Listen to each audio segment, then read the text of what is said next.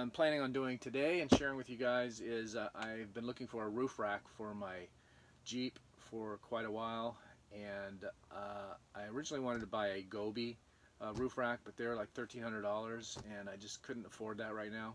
So I'm going with a cheaper version. The roof rack that I'm actually using is a what's it called? TrailFx J029T. So we're gonna put that up.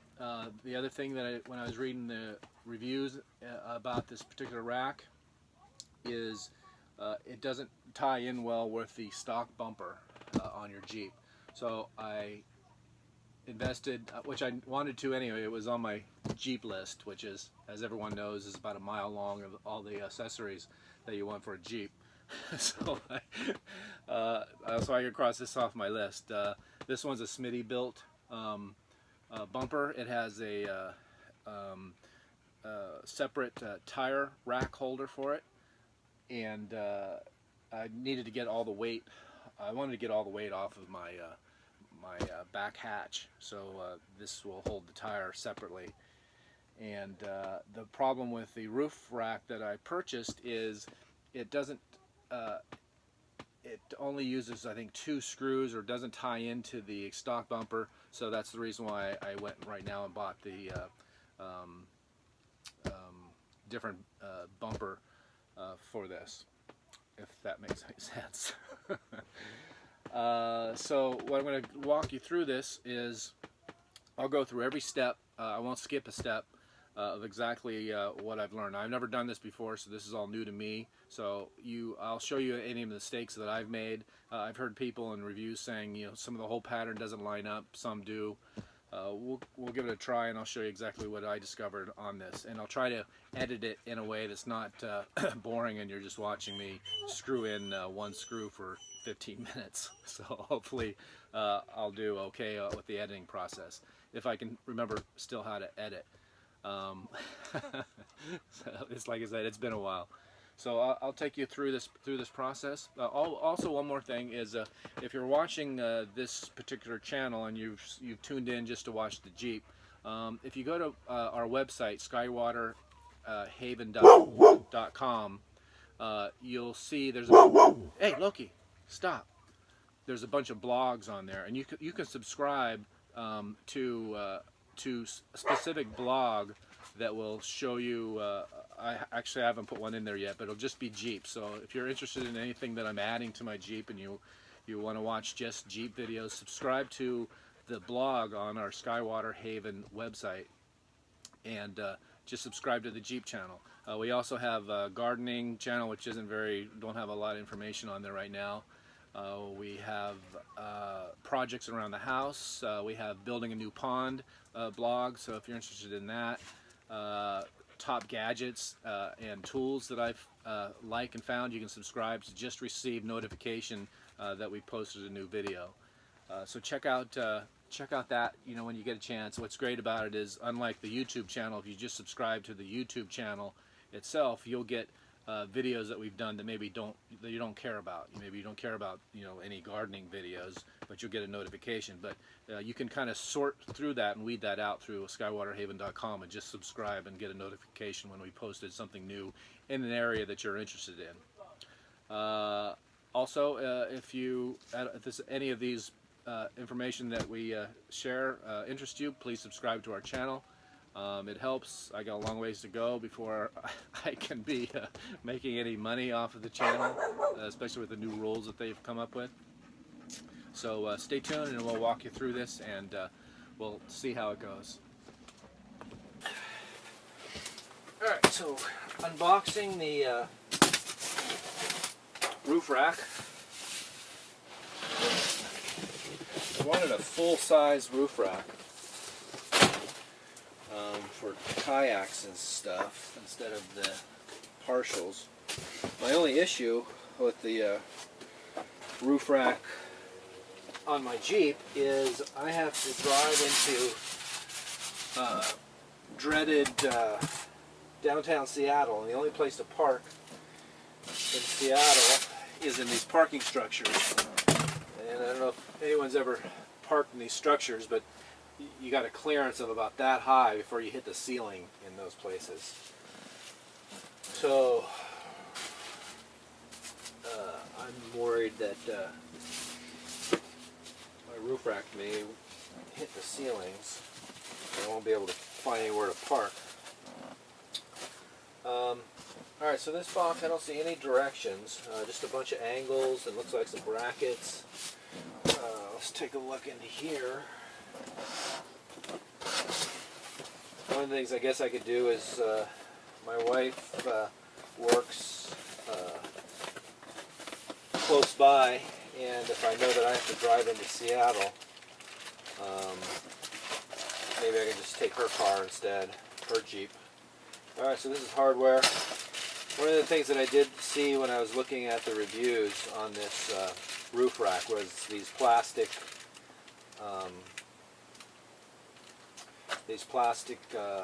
knobs for tightening the adjusting of the bars are cheap and they don't tighten very well. So these may end up getting replaced at some point. Oh wait, there's something in here.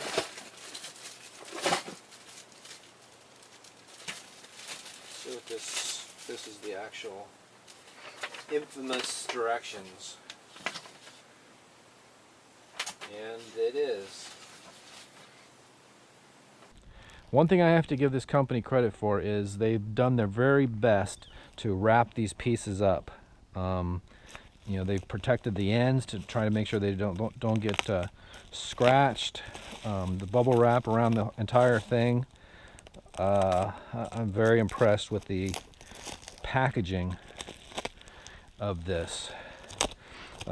If my gut feeling is if you get a package from them for this particular thing and it's damaged, it's not damaged because of the company, it's damaged because of some forklift driver who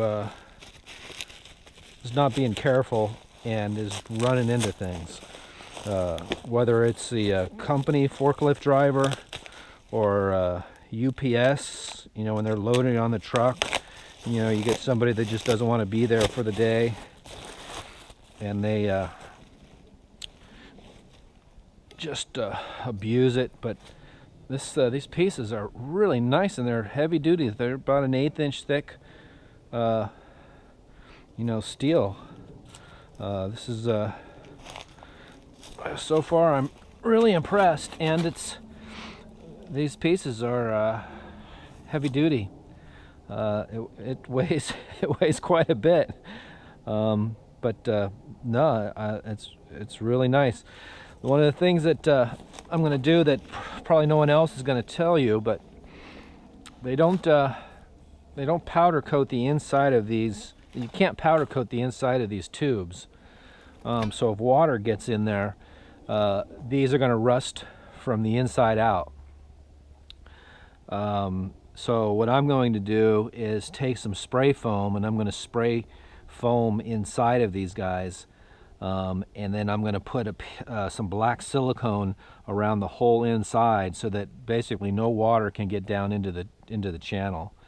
Also, I'm hoping that I'm not sure how tight these go together, but keeping any air from blowing through there may help reduce some of the sound. I'm not going to fill this whole channel up with foam. I'm just going to fill, you know, the open ends so that I have enough room to get the bolts in there. And you know, if I got to just make sure that, you know, if this piece, you know, slides into here, I don't want to fill that completely up with foam. So I got to make sure I know what piece goes to where and how they bolt together.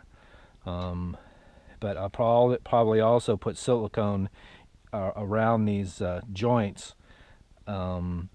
before I push them together to try and keep any water from going inside those guys.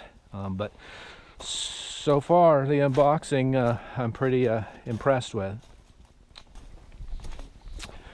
Alright, according to the directions, the first part goes on the front part of the windshield. So we'll remove these screws fit. This Allen wrench does not appear to fit very well in those screw heads. Huh. Existing ones. So, oh, you know what? These are hex head. That's why. These are hex head. This is just an Allen wrench. So they didn't give us any hardware to remove that, but just so happens I have, when I remove the doors, I have a hex head that these ones are a little small. Torque wrench.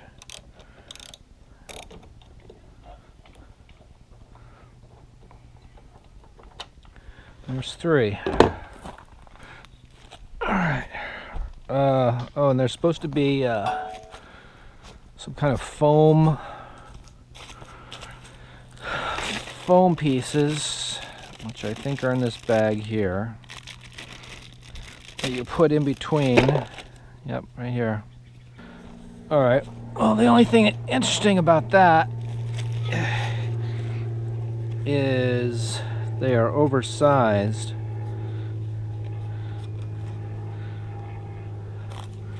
So that's, I guess, where the trimming part comes into play.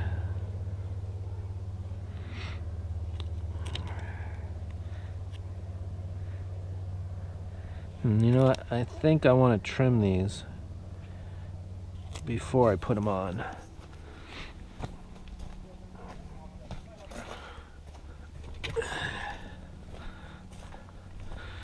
So they only need to be big enough.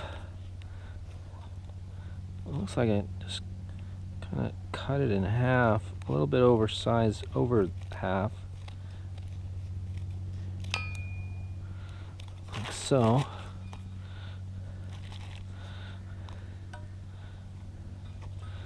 Cut a little bit off the top. Peel the backing off. Stick this on here. And that should be good. And then I'll just have to poke some holes in there. So this will keep it from rubbing and vibrating. Oh, I see. That one's at an angle. Let's see if you can see this on my GoPro. This one you only need a little piece. This one is a little bit bigger.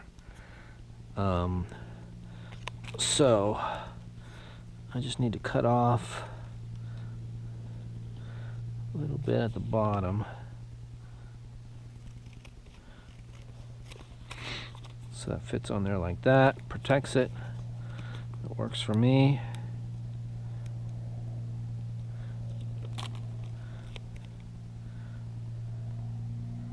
Center that like so. Now I need a sharp knife.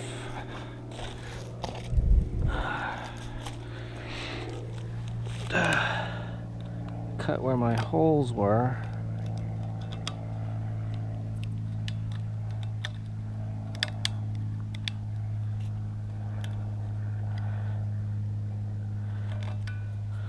Like so. Hopefully you can see that.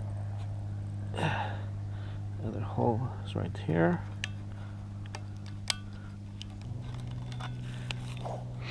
Alright, now we got the foam on.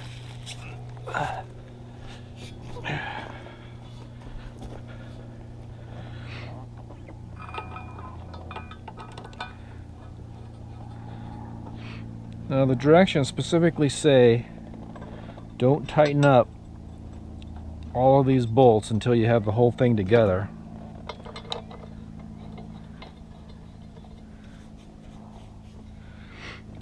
And I can understand that because every vehicle's a little bit different.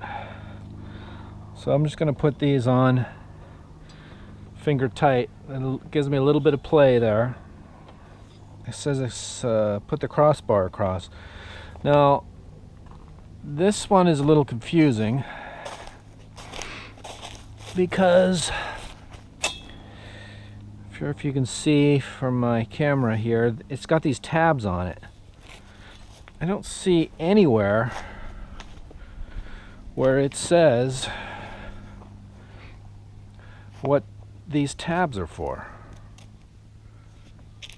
And the directions say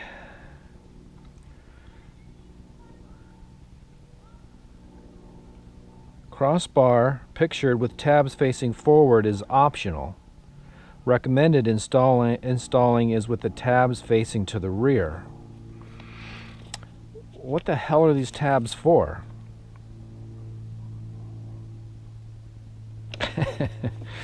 I don't know what they're for, so I don't know.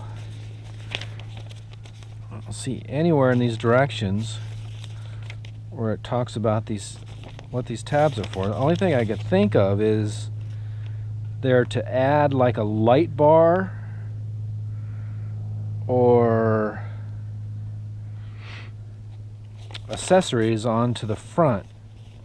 And I know one thing that this doesn't come with, and that is a wind fairing.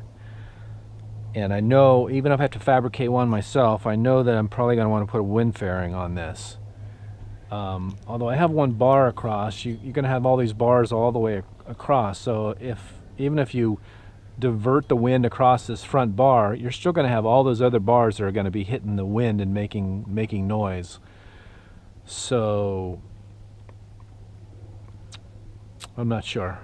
Eventually I want to put a rack on top of this rack, a basket rack, that you can just throw camping gear and stuff on, because this one is just going to be, spread out bars, across. So I'm going to mount this so that my tabs are facing out, because I want to be able to install something to it later on. So this is the part where I talked about putting silicone in here.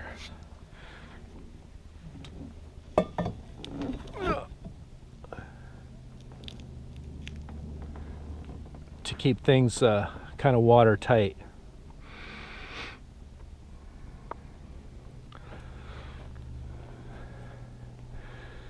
This may be too where I spray some spray foam in there. This is the part that is not in the directions that I'm not sure how I want to deal with that. Use one 8mm by 65mm Allen bolt. Yeah, so that's what I got. Two 8mm flat washers and one 8mm nylon locking nut.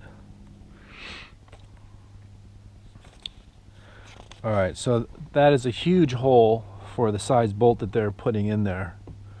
So I'm going to definitely shoot some foam in that hole. But I'm gonna wrap this with some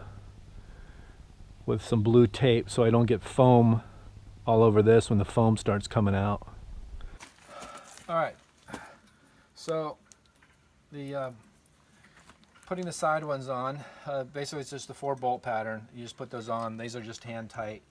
Up here in the corner, I put the black silicone on the inside of this before I slid it on to try and keep a watertight seal around this particular connector.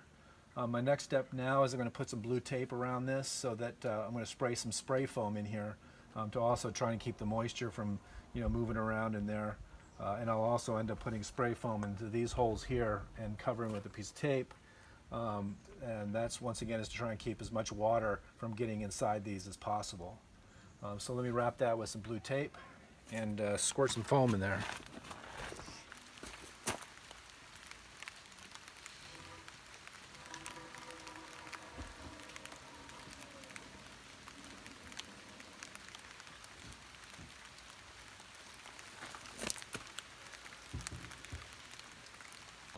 Yeah, if the powder coating fails, it's usually because it wasn't prepped properly. It's not because of shitty powder coat. It's because before they got put in the oven, they weren't thoroughly, the metal wasn't thoroughly cleaned. And I know a lot of companies do that to cut corners.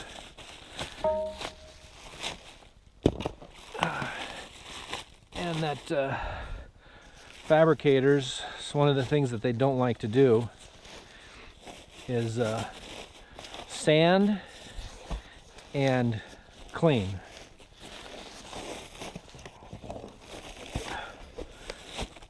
So there's the main crossbars.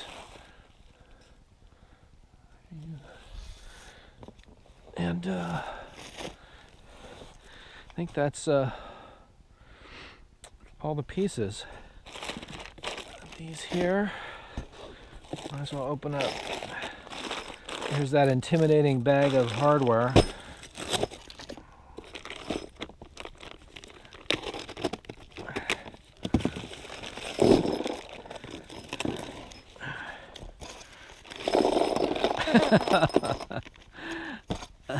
Oh man. Wow.